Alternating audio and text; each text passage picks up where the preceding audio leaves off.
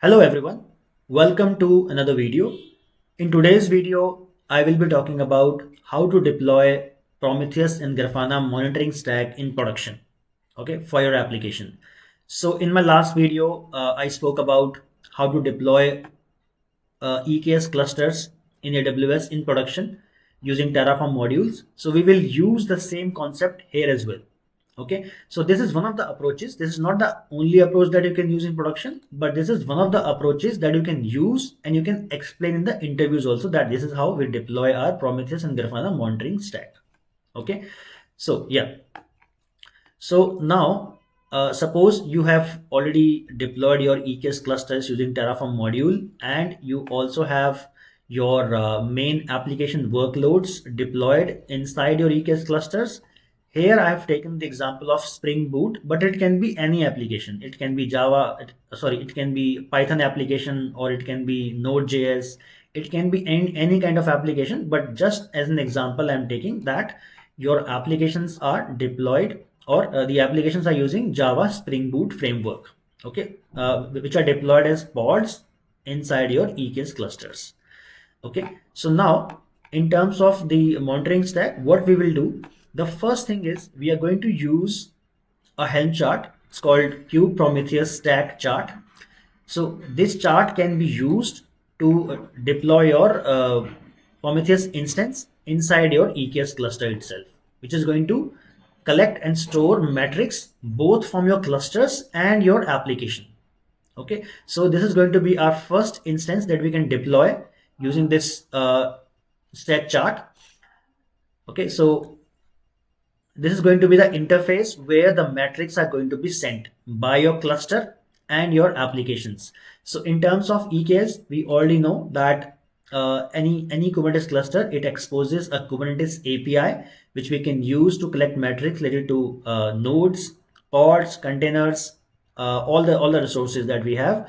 Okay, and we can send the metrics to this Prometheus instance here.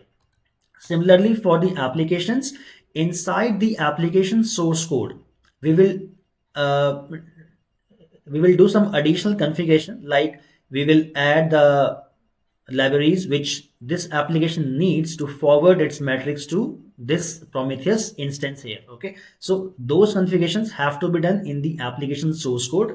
Okay, as I mentioned, it can be any application, but just as an example, if I take Java Spring Boot application, okay, so you have a file called pom.xml. So within that file, you will have to add the dependent libraries that you need to forward the metrics to this Grafana instance, and it will depend on what kind of setup you have. But just as in general, from a very high level, if you want to explain this to the interviewer, this is how you can just tell them that the main application also have to be configured so that it is able to send its metrics to our Prometheus instance once it has been deployed via kube-prometheus stack chart inside the EKS cluster. Okay, now then I will talk about another solution called Prometheus Mimir. So Prometheus, when you use, okay, like out of the box default, so it is not able to it does not have a way by which the data that is being sent to this instance, it is not able to scale it. Okay, so the data, I'm talking about the time series database that we use in Prometheus.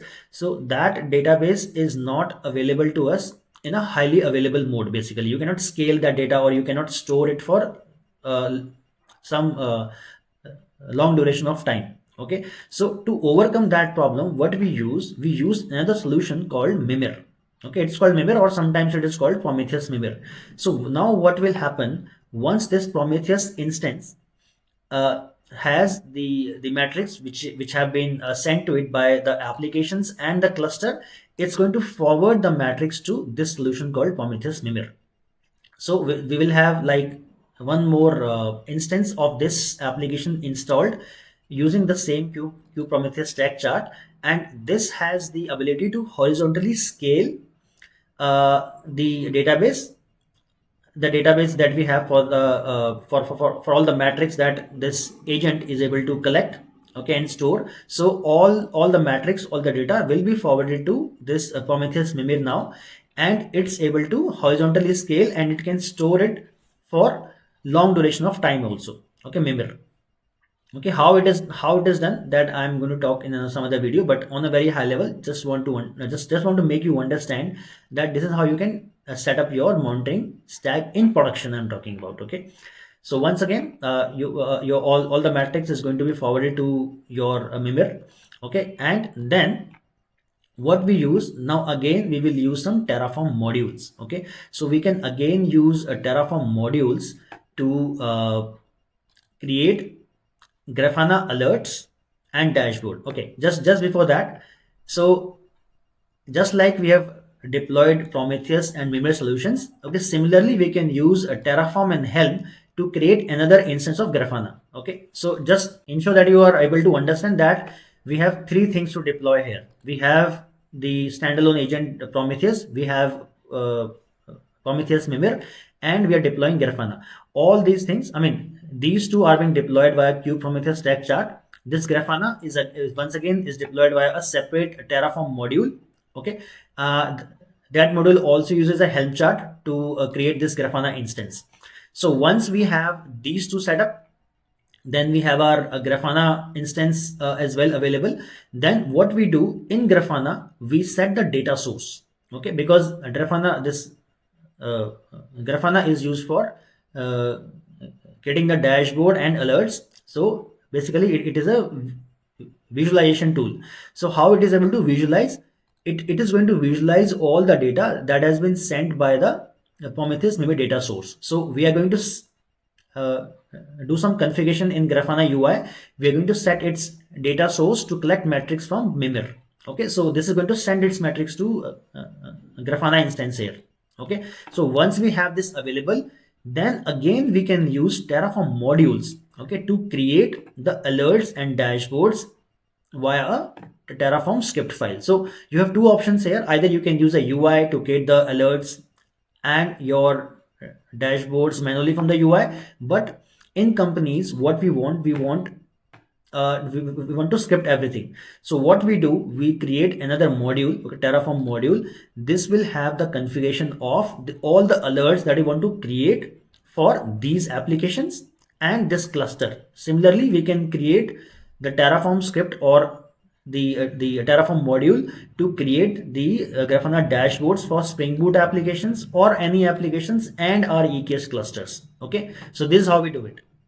And one more thing I want to talk about here is, since we are deploying this instance in production, okay, so all the data of your Grafana instance will be sent to another persistent storage in PostgreSQL. Once again, this is one of the approaches. You have other approaches as well, but we can use a PostgreSQL database backend to store all the Grafana data here for persistent storage, for scalability, or if you want to I mean, have this data for long periods of time. So in that case, you can use a PostgreSQL database as the backend to store all the data of the Grafana instance. And Grafana, whatever data it's able to visualize to create the dashboards and alerts, it is using the data source as Prometheus Mimir.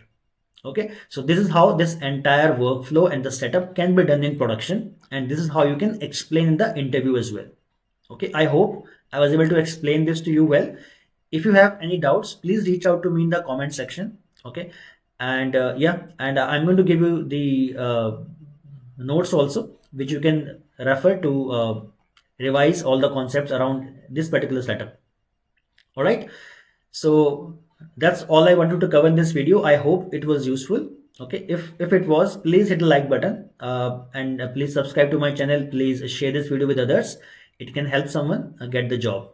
Okay, all right guys, that's all for this one, and I'm going to see you in the next one. Bye for now.